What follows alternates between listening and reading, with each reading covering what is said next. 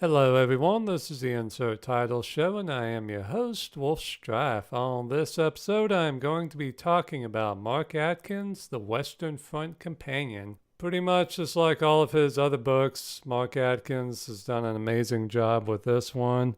It's a massive book about a massive subject. The book covers basically half of World War One, the Western Front half.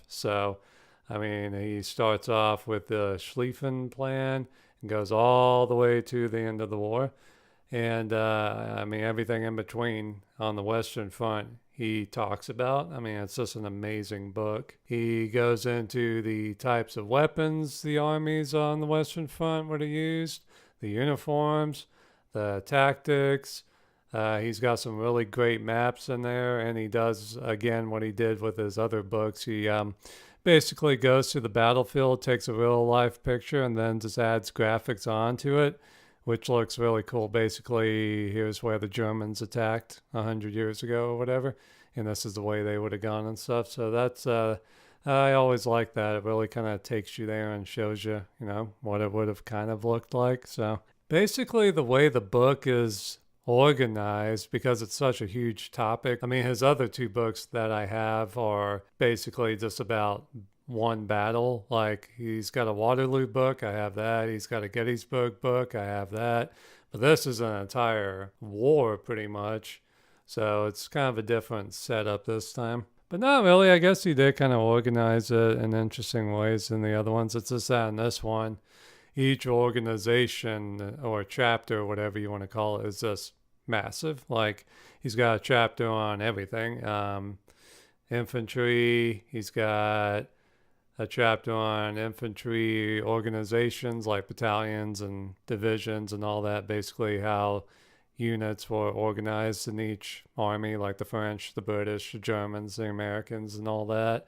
And then he's also got chapters on cavalry, artillery, tanks. I really enjoyed the tank section of the book. And then he also has a chapter on engineers, which was surprisingly really interesting.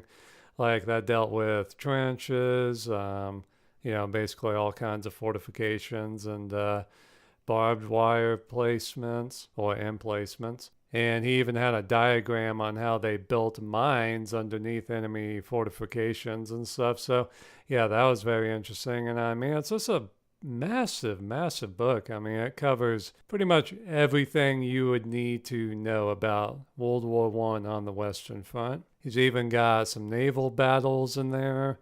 He's just got everything taken care of. Pretty much, if you want a single book about World War One, strategy, tactics, commanders, infantry, cavalry, artillery, tanks, and just pretty much all that kind of stuff, and even weapons, this is definitely the book for you. It's just got so much information, I can't even begin to explain it all to you. Just take my word for it. If you want to know a lot about World War One, get this book. It kind of sucks that he never did a book on the Eastern Front, but man. Well, because he doesn't talk about the Austro-Hungarians at all in this book, so I guess he considered them on the Eastern Front, which I guess they were.